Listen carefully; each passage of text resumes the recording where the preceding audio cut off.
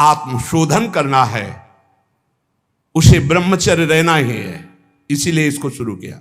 जिसे ब्रह्मचर्य रहना है उसे शरीर को चिकना बनाना, श्रृंगार करना, यह सब छोड़ देना चाहिए। काय को इसको अभी कुछ दिन बाद शरीर छूट जाएगा, फिर लकड़ी में जलेगा भाई। चाहे जितना इसे पाउडर लगा लो, चाहे जितना इत्र छिड़क लो, आग में जलेगा कुछ दिन। बोले कुछ दिन क्यों, अभी तो हम 30-40 साल ऐसे निकल गए। ऐसे अब पता नहीं 30-40 साल हैं कि नहीं हैं, ऐसे निकल जाएंगे। ब्रह्मा जी के यहां कमल की पंखुड़ी में जितने में सुई छेदो उतने में 1 वर्ष हो गया। अपने 100 वर्ष कितने हुए, 100 बार ऐसे ब्रह्मलोक में करे तो हो गया। अपने शरीर को ज्यादा श्रृंगार, सुख, सुविधा, प्यार मत दो। जितने से भजन बन जाए, धर्म बने, उतने ही दो। स्त्रियों का काम भाव से स्पर्श करना, संभाषण करना, देखना छोड़ दे। यदि आत्मशोधन करना है स्त्री साधक को पुरुष साधक से, काम भाव से, कैसे, किसी भी तरह से। बहुत सावधानी का विषय से आपको खुद निर्वाह करना है, कोई दूसरा निर्वाह करने वाला नहीं, दूसरे को सफाई देने की जरूरत नहीं। तीसरी बात, पहला है शरीर का श्रृंगार, दूसरा है स्त्रियों से संसर्ग, संभाषण, बातचीत आदि आदि। तीसरा है पौष्टिक और स्वादिष्ट भोजन। ये महान भयंकर हैं 3 बातें जो साधक को नष्ट कर देती है। शरीर का श्रृंगार करना, माताओं बहनों से काम भाव से युक्त होकर के इस तरह का व्यवहार, बातचीत, ऐसा आप सफाई पेश कर सकते हैं। भैया सफाई पेश करने की बात नहीं, आप खुद देख लीजिएगा। आपका अगर दृष्टि ठीक है, आपका भाव ठीक है, आपका व्यवहार ठीक है, भगवान को साक्षी करके, तो कोई दोष नहीं है। लेकिन यदि आप अंदर से दूषित हैं तो आप बचिए। और स्वादिष्ट बलिष्ठ भोजन, आत्मशोधन करने वाले उपासक को जरूरत नहीं, कोई जरूरत नहीं। ये घी, रबड़ी, रसगुल्ला, दूध और ये बादाम, पिस्ता, ये गृहस्थों के लिए बने, ये भगवत मार्ग के पथिकों के लिए नहीं। उनके लिए नाम रूपी बल और ब्रह्मचर्य का महान ताकत, एक अद्भुत बल, एक अद्भुत उत्साह, एक अद्भुत तेज बना रहता। बादाम में थोड़ी है, हलवा में थोड़ी है। बादाम हलवा खा के तो बेकार हो जाओगे। शुद्ध सात्विक थोड़ा अन्न एक बार डाल लिया शरीर पोषण के लिए, बस जल, व्यायाम, प्राणायाम, ब्रह्मचर्य, इससे बहुत बड़ा बल प्राप्त होता है। हमें निरंतर मन को वश में करना, मन को वश में करने के लिए ये शारीरिक बल की जरूरत नहीं है। शारीरिक बल तो अपने आप बना रहता है। उत्साह, एक आत्मिक शक्ति, एक बल, एक अलौकिकता रहती है। ये निकृष्ट आचरण करने से नहीं। स्वादिष्ट और पौष्टिक भोजन की कोई आवश्यकता नहीं ब्रह्मचारी के लिए कि 5 चम्मच उसमें दाल में घी डाल के और इस सब कर, फिर कैसे हजम करोगे। तपस्वी उपासक को चाहिए स्त्री के रूप की तरफ, उसके हास्य की तरफ, उसके मधुवचन की तरफ, उनके संकेत की तरफ, उनके हाव भाव की तरफ, या स्त्री उपासक को चाहिए पुरुष के ऐसे परस्पर चितवन को ना देखे, ना चिंतन करे, ना देखे, ना चिंतन करे। परस्पर विरोधी शरीर को राग पूर्वक देखना, उनके अंग प्रत्यंगों का चिंतन करना, उनकी बातें करना, ये ब्रह्मचर्य कदापि नहीं रह सकते जो ऐसे आचरण वाले लोग हैं। ब्रह्मचर्य व्रत में रत रहने वालों को अत्यंत सावधानी पूर्वक अपनी इंद्रियों को दर्शन, संभाषण, चिंतन से बचाना है।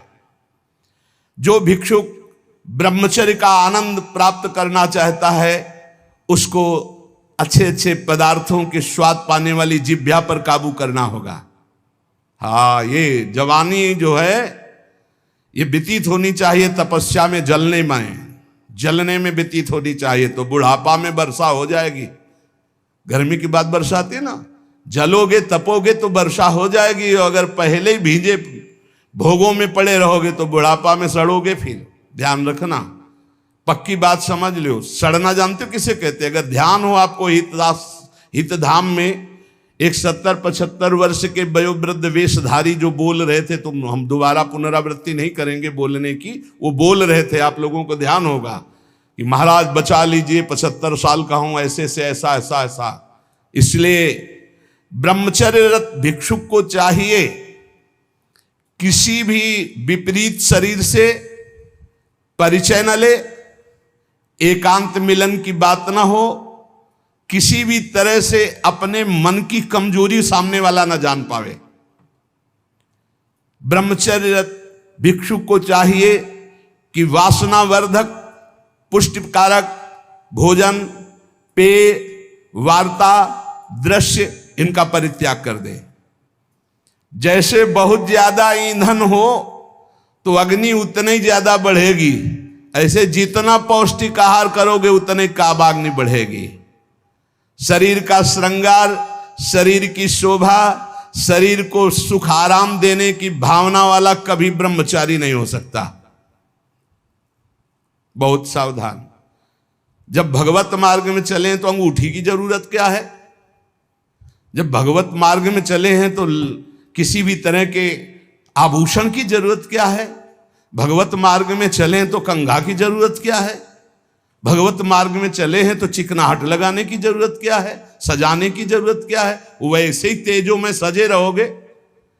दो ही प्रकार से भगवत मार्ग में रहने वालों की पद्धति है, या तो पूरे बाल मुड़वा दे या पूरे बाल रखे रखे, 10-20 वर्ष बनाए रखो फिर मुड़वा दो, या पूरे जीवन बनाए रखो, और या फिर 2-2 महीने 4-4 महीने के नियम में उनका मुंडन कराते रहो। ये कंघा लगाना, ये सेटिंग करना, फिटिंग कर, ये सब नहीं है।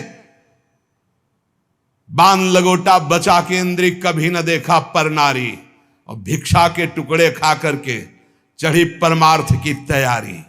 आंख उठाकर किसी की तरफ नहीं देखा, काछ वाच मन निश्चल राखे, धन धन जननी तेरी रे, फिर आगे चलकर प्रकाशित हो जाओगे। बहुत सावधानी की जरूरत है और व्यायाम अत्यंत आवश्यक है। ये नहीं कि हम बहुत सेवा करते, नहीं। अरे ब्रह्मचर्य को पचाने के लिए 1 घंटा व्यायाम की जरूरत है। दवा कोई वर्जिश से बेहतर नहीं, नुक्सा है कम खर्च, बालान से शक्ति बढ़े, फुर्ती लहे, चोट न अधिक पिराए, अन्न पचे चंगा रहे, कसरत सदा सहाय। कम से कम 1500 दंड बैठक मारियो, फिर 2-4-6 घंटे पद्मासन सिद्धासन में नस नाड़ी एकदम शुद्ध, तब वो ब्रह्मचर्य लगना चाहिए कि ब्रह्मचारी जा रहा है। ये पानी से शुद्ध हो जाओगे, पानी से केवल, जैसा घी लगता है ऐसा पानी लगेगा। प्राणवायु का संशोधन करके प्राणायाम कह नहीं रहा है, हफ्ता भर भोजन नहीं मिला, गंगा जल से काम चलता रहा है। जब कभी कहीं मिल गया तो फिर 30-35। एक बार एक गंगा किनारे एक कुटी थी, तो राधे श्याम झोपड़ी थी, वयोवृद्ध संत निकले। आओ आओ, हम जानते हैं गंगा किनारे भ्रमण करने वालों की क्या दशा होती, क्योंकि गंगा किनारे रहे भूखे हो गए। हाँ महाराज, कई दिन से नहीं मिला? हो गए होंगे 8-10 दिन। बोले बैठो, कोई त्योहार था, गांव से गए, पूरी कचौड़ी मांग के लाए। आप सही मानो इतनी, वो पूरी ला के ऐसे रख दिए, 2-4 ऐसे सब्जी के टुकड़े होंगे भिक्षा में जैसे। हमें ये भी ध्यान नहीं रहा कि इनके लिए पूछे। पूरा राधे श्याम जब पा चुके गंगा जल, हम कहा महाराज आप, बोले हमें पता है, हम शाम के फिर ले आएंगे। बोले हमें पता है गंगा किनारे कैसे होते, क्योंकि फिर पता नहीं कई दिन में मिले और कई दिन बाद मिला था। और कभी गैस की गोली थोड़ी कि गैस में कुछ नहीं, गंगा जल। अच्छा, ऐसी स्थिति में रोज आसनों पे बैठना, रोज व्यायाम करना। अभी पता नहीं आजकल के नए बच्चे व्यायाम में क्यों नहीं लगते, प्राणायाम क्यों नहीं करते, क्यों संयम से नहीं चलना चाहते। को बोले समय नहीं है, समय आधा घंटा 1 घंटा तो व्यायाम होना चाहिए। ये व्यायाम जरूरी है, गृहस्थ हो या विरक्त, आधा घंटा व्यायाम। मोटरसाइकिल भी जब चलाते हैं ना लोग, तो पहले रेस में डालते हैं, नहीं एकदम धुआं करके रेस में, फिर वो एकदम गर्म। जब तुम भी रेस में डालो, सुबह उठ के 2 बजे उठे, छत में चले गए 3 बजे तक, दंड बैठक व्यायाम प्राणायाम करके एकदम फुर्सत पाए, सत्संग में ऐसे बैठे। ब्रह्मचारी मतलब आग, ब्रह्मचर्य मतलब आग, आप सच्ची समझो आग। पैर ऐसे पड़े जैसे आग में पैर पड़ते। आग में पैर कैसे पड़ते? ऐसे ब्रह्मचारी चलता है, क्या है, जैसे गिलहरी नहीं एकदम टिलटिलाती भागती है, ऐसे ब्रह्मचर्य का जीवन होता। पता नहीं तुम लोगों की बातें समझ में क्यों नहीं आ रही। हाँ सच्ची बात कहते, ब्रह्मचर्य में खान पान वाली बात की नहीं कि रबड़ी रसगुल्ला हो तब चिकना, वो तो पेट चिकनाएगा, पेट चिकना मिलेगा एकदम। और ब्रह्मचारी के नेत्र होते हैं, नेत्र बोलते हैं, जैसे जंगली सिंह के नेत्र हैं ऐसे ब्रह्मचारी के नेत्र होते हैं। उसके नेत्र में एक पावर होता है, एक दबाव पक्ष होता है, वो जिस पर नेत्र डाले तो एक बार झुक जाए सामने वाले के नेत्र। ब्रह्मचर्य का ऐसा पावर, देवलोक सहित समस्त देवता उसे नित्य नमस्कार करते हैं जो ब्रह्मचारी होता है। जो भिक्षुक वीतराग शारीरिक और मानसिक ब्रह्मचर्य से परिपक्व, शारीरिक ब्रह्मचर्य और मानसिक ब्रह्मचर्य, मन और 5 ज्ञानेंद्रियों के द्वारा किसी भी विषय का धर्म विरुद्ध भोग नहीं, ये ब्रह्मचर्य धर्म है, ये ध्रुपद है, ये नित्य है, ये शाश्वत है। पूर्व काल में कितने महामुनि इससे सिद्ध हो गए, इसलिए वर्तमान में और भविष्य में भी जो शुद्ध ब्रह्मचर्य का पालन करेगा वो परम पद का अधिकारी होगा। हिंसा, झूठ, चोरी, मैथुन और परिग्रह और रात्रि का भोजन, जो इनको छोड़ देता है वही भिक्षुक सिद्ध होता है। फिर सुन लीजिए, हिंसा मन वचन कर्म से किसी भी जीव की नहीं, झूठ बिल्कुल नहीं बोलना, चोरी किसी की नहीं करना। चोरी का तात्पर्य है अगर किसी का खेत है, किसी की वस्तु है, किसी का अधिकार है, हम बिना पूछे नहीं छुएंगे। अगर वो दतून भी लेनी है और किसी के दरवाजे पे पेड़ है तो हमें इंतजार करना होगा। अगर पता चल रहा है कि गांव समाज की जमीन है, सरकारी जमीन है, किसी का अधिकार नहीं, तो हम उस वृक्ष से भिक्षा मांगेंगे, हमें एक दतून दे दीजिए। ऐसे नहीं है कि हम किसी वस्तु को स्वतः, जैसे गंगा किनारे बारी होती है और उनसे से आप फल तोड़ करके खा रहे हैं तो आप चोर हैं, ये नहीं कह रहे हमारा नहीं। किसी की कोई भी वस्तु बिना भिक्षा किए नहीं लेना है। आगे है मैथुन का पूर्ण त्यागी वीतराग परमहंस, बैरागी, किसी भी तरह के अष्ट मैथुनों में से एक भी नहीं। और परिग्रह, दान नहीं, इसीलिए भिक्षा शब्द है। तुम हमें दे रहे हो, हम नहीं लेंगे, हमें जरूरत होगी हम मांग लेंगे, हम भिक्षुक हैं। ये उपासकों की, अच्छे जो उपासक उनकी रहनी होती, ले 100 रुपया नहीं जरूरत है हमें, आधा घंटा बाद जरूरत होगी तो हम किसी से मांग लेंगे, भाई अगर हमें जहां लगेगा तो हम 5 लोगों से मांग लेंगे अगर जरूरत है, लेकिन हम तुम्हारे देने पर नहीं लेंगे। तुम्हारे देने पर दान होगा और हमारे लेने पर भिक्षा होगी। हमें जब आवश्यकता होगा, जहां से श्री जी प्रेरित करेंगे हम मांग लेंगे, हमें नहीं चाहिए। हिंसा, झूठ, चोरी, मैथुन, परिग्रह और रात्रि का भोजन, ये साधक कभी रात्रि में भोजन न करे। और सूर्य अस्त होने के 30 मिनट पहले या 30 मिनट बाद, बस इसके आगे नहीं जाना चाहिए। जिसको ब्रह्मचर्य रहना है, साधना में रहना है, एक 9, 10, 11 बजे आराम से आप खूब बतरा के अच्छे अच्छे पदार्थ पा रहे हो, ये सब साधना के खिलाफ बात है। अगर इस समय भोजन नहीं होता, 4, 5, 6 सूर्यास्त के 30 मिनट पहले और 30 मिनट बाद तक, फिर आप पानी पी के काम चलाओ या दुग्ध ले लो 200-250 ग्राम। भोजन भरपेट मत करो, क्योंकि हमें 1 बजे रात्रि से जगना है, 2 बजे रात्रि से जगना है, हमें साधना में लगना है। और ठसाठस 11 बजे तक यहाँ पा लिए तो 10-11 बजे तक के लिए वो प्रमाद स्थिति पैदा कर देगा। रात्रि का भोजन निषेध है साधु के लिए, या तो सूर्यास्त होने के पहले या बस सूर्यास्त होने के बाद ही 30 मिनट बाद तक, मतलब 7, बहुत बहुत अधिक 7:30, 8, इसके आगे नहीं। 9, 10, 11, 12 ये सब नहीं।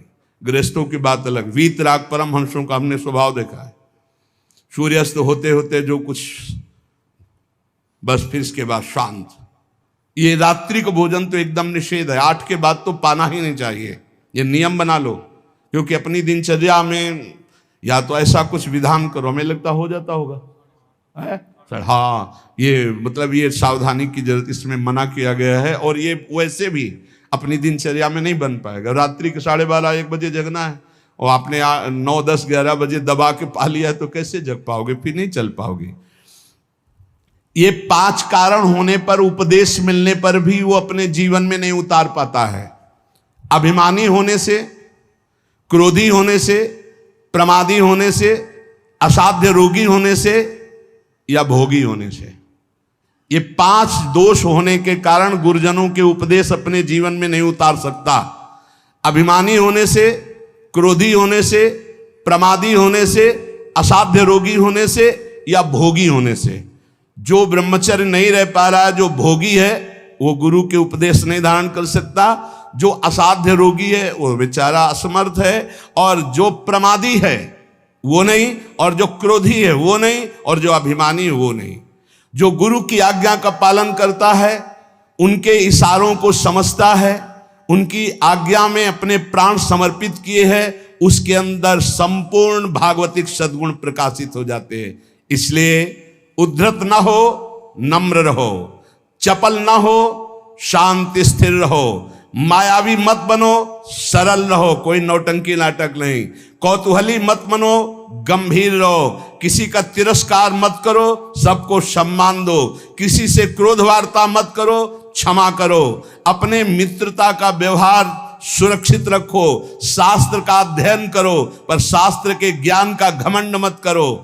कोई भी तुम्हारे पर क्रोध करे, अप्रिय व्यवहार करे, तुम उसकी भलाई करो, ईश्वर से प्रार्थना करो कि उसकी बुद्धि शुद्ध हो। ऐसे उपासक को परम पद की प्राप्ति निश्चित होती है। जो श्रवण किया उसको मनन करो, आचरण में उतारो, नाम जप करो, जीवन इस जन्म में भगवान की शरण तक पहुंच ही जाए, भगवत प्राप्ति हो ही जाए पक्का। जो भी हास्य विनोद में भी सत्संग में कहते हैं वो केवल शिक्षास्पद कहते हैं।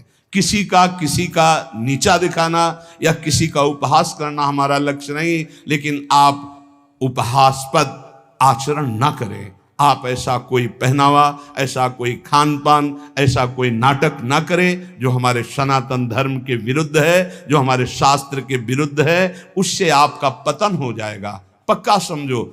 बहुत बड़ा प्रभाव होता है सात्विक आहार, सात्विक भेष, सात्विक चिंतन, इससे बहुत उन्नति होती। और असात्विक आहार, असात्विक भेष, असात्विक मन माने आचरण, इनसे बहुत पतन हो जाता है। इतना पतन हो जाता है, आप सोचो, जिन माता पिता परिवार को प्राणों से अधिक प्यार किया जाता है, बुद्धि भ्रष्ट हो जाती है, काम से पीड़ित होकर वो अपने परिवार के गले काट देता है, भाग जाता है दूसरे पुरुष के साथ या दूसरी स्त्री।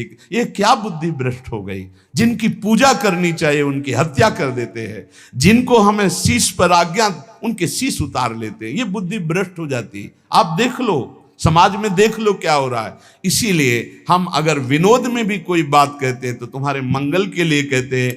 किसी को कभी कुछ चुभे, कभी कुछ कोई शब्द चुभे, उसका विचार करना वो बहुत ही कड़वा होगा, लेकिन आपको स्वस्थ करने लायक होगा। जैसे कुछ ऐसी औषधियां होती, कुछ ऐसे चूर्ण होते हैं, बड़े कड़वे होते हैं, नीम जैसे लगते हैं, लेकिन वो आपका परम मंगल करते हैं। इसलिए प्यारे, हमारा किसी को दुख पहुंचाना उद्देश्य नहीं, हमारा उद्देश्य तुम्हें परम सुख प्रदान करना। पर तुम अपनी स्थिति को, अपने धर्म को, अपने आचरणों को भूल गए और मनमानी आचरण कर रहे हो, इसलिए तुम्हें जरूर बुरा लग सकता है। जैसे शास्त्रों में बार बार ये आकर्षण की निंदा की गई। अब अज्ञान के कारण, न जानने के कारण उस शास्त्रों को कहते हैं अरे स्त्री की शरीर की निंदा की, तो किसी के शरीर की कोई कौन सी वंदना की गई है। पुरुष का शरीर चाहे स्त्री का शरीर है तो पांच भौतिक परस्पर आकर्षण की निंदा की गई, परस्पर अधर्माचरण की निंदा की गई। अगर आप शास्त्र सम्मत बातों को विचार करके देखें तो आज जो हमारी दुर्दशा हो रही वो शास्त्र न मानने से हो रही, शास्त्र की आज्ञा का पालन ना करने से हो रही। कि जब तक तुम्हारे शरीर में बुढ़ापा नहीं आता, कोई असाध्य रोग नहीं हो जाता, तुम्हारी इंद्रियां बलवान हैं, तब तक तुम अपनी इंद्रियों को गलत आचरणों में मत उतारो और अपने कल्याण के लिए उपाय कर लो। नहीं बुढ़ापे में या असाध्य रोग में या इंद्रियां जब निर्बल हो जाएंगी तब तुम कुछ नहीं कर पाओगे। जो मनुष्य दूसरे प्राणियों के शरीरों की हिंसा करके या हिंसा करवा के या हिंसा का अनुमोदन करके अपने शरीर को पुष्ट करता है। जैसे पशुओं को लाके काट के फिर खाना, बोले हम काटते तो नहीं, दुकान से ले आते हैं। तो दूसरा, हम लाते भी नहीं है, मंगवा लेते हैं।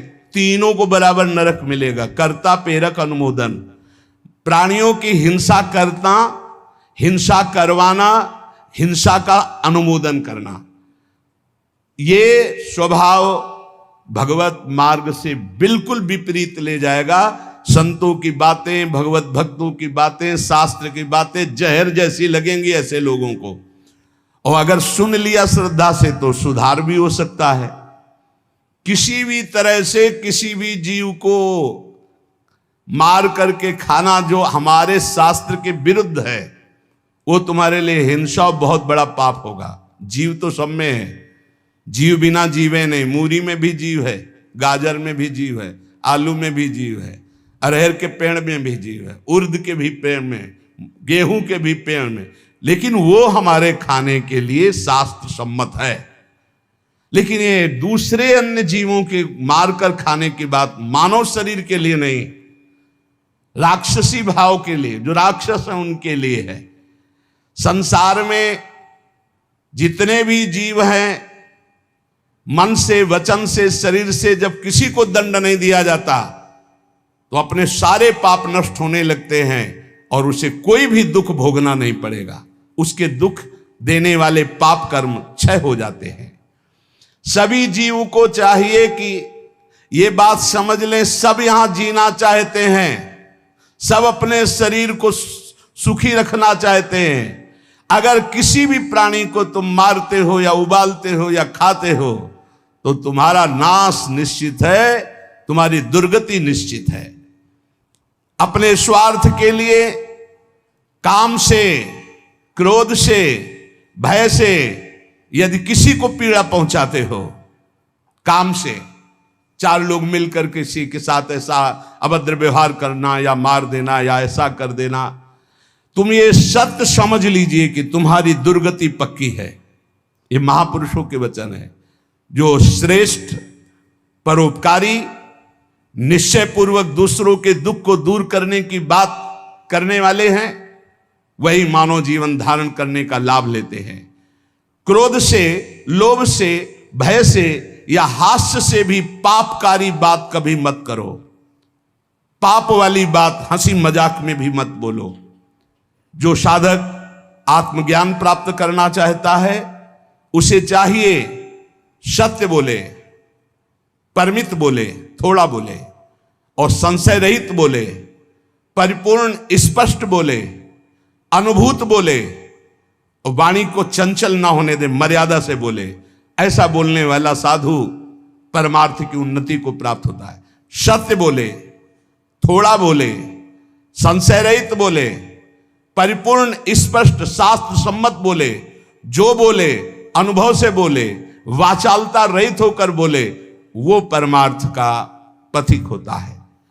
जो भाषा सत्य है पर कठोर है, दूसरे को दुख पहुंचा रही है, बड़ी रूखी बात है, वो नहीं बोलनी चाहिए। प्रातः काल उठ करके भूमि के चरण छूकर बड़े बुजुर्गों को नमस्कार करके भगवत आराधना करके अपनी दिनचर्या में जाते हैं, उनका देखो कैसा आचरण होगा। जो सुबह से ही उठे, गंदे आचरणों का चिंतन, गंदी वार्ता, गंदी क्रियाएं, पशुता छा गई है। इसलिए प्यारे, आज किसी भी प्रलोभन से यदि हमारा मन लुभायमान होगा तो हम शास्त्र की सही बात तुम्हें नहीं बता पाएंगे। और अगर हमारा उद्देश्य आपको भगवत प्राप्ति कराना है, आपका मंगल कराना है, तो निर्भय होकर दहाड़ते हुए आपसे कहेंगे, और आप प्यार से सुन लेना। थोड़ा कड़ुआ लगेगा लेकिन आपको बहुत ठीक कर देगा। ये सुदर्शन चूर्ण है, बड़ा कड़ुआ होता है सुदर्शन चूर्ण, लेकिन जिसका बुखार ना उतरता हो, नियम से सुदर्शन चूर्ण पाए, उसका बुखार उतर जाएगा। ऐसे ये जो माया का बुखार है ना, सत्संग रूपी सुदर्शन चूर्ण पाओगे, ये उतर जाएगा। नाम जप करो, सत्संग में कभी बुरा मत मानना। साधु, शास्त्र और गुरुजनों की बातें ये सदैव परमार्थ की उन्नति पर चढ़ाने वाली होती है। एक बार हृदय को सुनाना, ऐसा कि कड़ुआ सुन करके मुझे विचार हो कि मेरे जीवन में गंदगी क्या है और उसे दूर करना है, तो आपको अच्छा लगने लगेगा। शास्त्र जब बोलता है तो सत्य बोलता है, धर्म प्रिय बोलता है, उसमें आपका परम मंगल छुपा होता है। इसलिए कभी कभी कोई बात ऐसी उपहासास्पद या कड़वी लगे तो आपके मंगल के लिए तस्मात् शास्त्रम प्रमाणम है। और जहां कभी किसी को संशय लगे कि आपने बात कही थी कहां से प्रमाणित है, तो आप हमसे हृदय से पूछ लेना, वो कहीं ना कहीं लिखी होगी, आप देख लेना, कहीं ना कहीं लिखी होगी। सात्विक कैसे वस्त्र धारण करने चाहिए शास्त्र आज्ञा करता है, चाहे पुरुष हो चाहे स्त्री हो, वस्त्रों का बहुत प्रभाव है। कैसे आपको श्रृंगार करना है शास्त्र आज्ञा करता है। पातिव्रत धर्म का पालन करने वाली सौभाग्यवती पत्नी अपने पति को रिझाने के लिए षोडश श्रृंगार करती है, बाहर नहीं। बाहर वो गंभीरता पूर्वक कुछ ऐसे सौभाग्य चिन्ह धारण करके सौम्य भाव में रहती है। ऐसे जो आदेश हुए उनसे हमारे धर्म की रक्षा होती है, उनसे हमारी मानसिकता पवित्र रहती है। लेकिन पातिव्रत धर्म, एक पत्नी